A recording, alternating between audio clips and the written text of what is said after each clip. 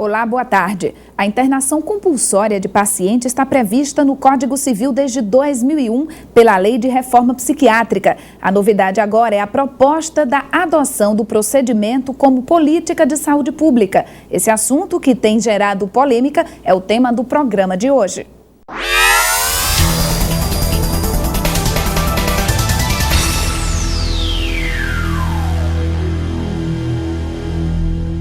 Internar contra a vontade ou esperar que parta do dependente químico o desejo de não mais usar droga e buscar ajuda médica.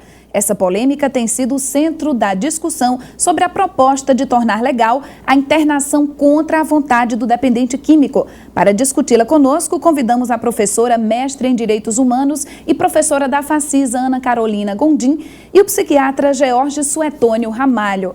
Boa tarde, professora Ana. Boa tarde, Mônica. Boa tarde, professor George. Boa tarde, Mônica. Boa tarde, Ana Carolina. Bem-vindos, obrigada por terem aceito o convite e participarem do programa Tema Jurídico do curso de Direito da Facisa. Professor George, para muita gente deixar de usar drogas é considerado uma atitude fácil. Na interpretação desses basta querer, mas para a medicina, quando se chega ao estágio de dependência química, estamos então tratando de uma doença e que exige tratamento, não é isso? Sem dúvida. Todos nós conhecemos alguns raros heróis que conseguem parar sozinhos, parar de fumar, parar de beber, ou de usar alguma outra droga. Porém, não é fácil. Não é fácil e mesmo com o tratamento, muitos pacientes têm dificuldade de largar a dependência. Isso porque não é apenas a questão da dependência física, existe também a dependência psicológica.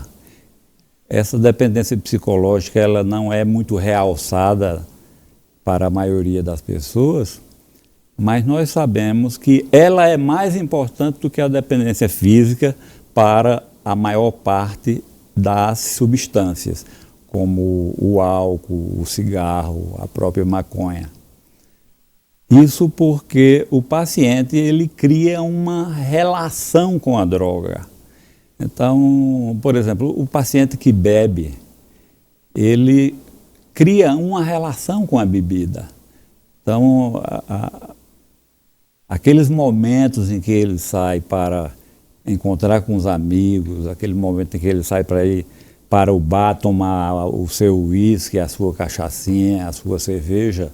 Então, aquilo se torna algo tão importante para a vida dele que fica muito mais fácil parar de beber e se livrar dos sintomas de abstinência, dos sintomas físicos, como os tremores, até os delírios, do que posteriormente abrir mão da relação com a bebida. E a proposta agora, professor, é internar contra a vontade sob a tutela do Estado como política de saúde pública. Agora eu pergunto, quais são as chances do sucesso num tratamento de um paciente que não concorda com a mudança? Olha, na minha experiência, são muito pequenas.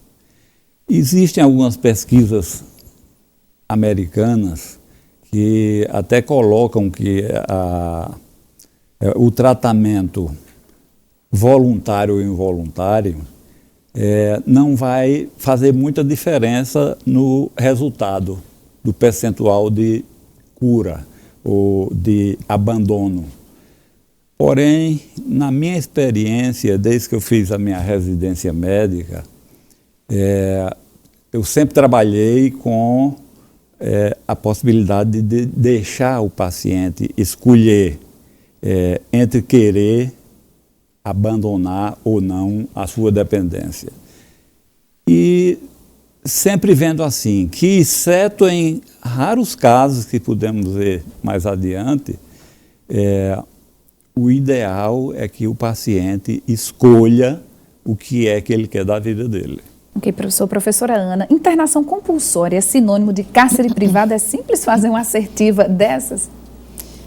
Bem, Mônica, não é simples, de forma alguma. Principalmente explicar ao seu telespectador por que nós podemos ou não afirmar Bem, na minha opinião, e na opinião de muitos doutrinadores, na verdade, a teoria do direito, ela ainda não é uníssona a respeito, tá certo? Há os que defendem que sim e há os que defendem que não. Bem, eu defendo que sim, talvez, de fato, nós possamos fazer esse sinônimo, essa sinonímia, tá certo? Primeiro, a gente tem que compreender que o cárcere privado é o isolamento contra a vontade da pessoa, ok? Em dado local. Isso através da força física, mas através, por exemplo, do entorpecimento da pessoa, por exemplo. Pode se dar de forma comissiva ou omissiva. E já há um bom número de estudiosos que faz, de fato, essa relação. Diz que a internação compulsória, a revelia completamente da vontade da pessoa, quer essa vontade se manifeste de forma explícita ou não, tá certo? Pode sim ser considerado cárcere privado, e aí nós estaremos infringindo uma série de direitos humanos que estão e que são, melhor dizendo, resguardados na Constituição Federal, que é tida como a lei mais importante de nosso país, como também numa série de tratados internacionais que o Brasil ratifica e que, por isso, faz parte da nossa legislação. Além disso, existe uma disciplina jurídica que estuda essa relação entre o direito e a medicina, que a gente chama de biodireito. E um dos princípios do biodireito é exatamente o resguardo da autonomia da pessoa. Tá certo? Então, além de outros mais, que é a justiça e a beneficência. Então, mesmo que a internação compulsória tenha por trás a justificativa de que estará fazendo um bem, tá certo? Aquela pessoa tentando recuperá-lo de algo que já o consumiu totalmente, nós não podemos de forma alguma, digamos assim, tapar o sol com a peneira, fazer de conta que nós não estamos vendo que a liberdade é uma conquista histórica do ser humano, a autonomia também. Então, eu acredito que nós podemos fazer essa relação. É uma relação tanto polêmica, não vou dizer que não, mas eu acredito que sim, porque todos os elementos que caracterizam o tipo cárcere privado estão compostos, aliás, estão presentes, melhor dizendo, nessa atitude de tirar a pessoa, por mais dependente química que ela seja, contra a sua vontade do meio social. A polêmica contrária, o contraponto a isso é que as pessoas alegam que o dependente ele perde a sua própria autonomia à medida que é dependente. O que dizer sobre isso? Olha, teoricamente, tá certo, e eu aqui estou como uma teórica do direito, como uma teórica dos direitos humanos, teoricamente, há também quem defenda que não. Que a autonomia, ela é a capacidade, tá certo, que é intrínseca ao ser humano de se autodeterminar. Então, se a pessoa, mesmo por mais entorpecida, por mais que esteja mergulhado nesse estado de drogadição, né, esse é o termo que se usa, ela tem sim toda a liberdade de decidir sobre a sua vida, se quer ou se não quer se submeter a um tratamento médico, tá certo? Porque, afinal de contas, em última instância, os procedimentos para retirá-lo desse estado são procedimentos médicos. Trazendo então aqui para a nossa conversa duas situações concretas. Essa semana acompanhávamos um comentário onde se dizia que a polícia conhece os pontos centrais do consumo de crack na cidade de Campina Grande, mas não realiza nenhuma ação de coibição. E ao mesmo tempo estamos acompanhando a acusação de uma família contra policiais militares que teriam espancado e torturado até a morte um dependente químico. O Estado está perdido diante desse problema? Não só diante desse problema, diante de todos os outros problemas. E o problema da droga, digamos assim, ele é social, obviamente que é.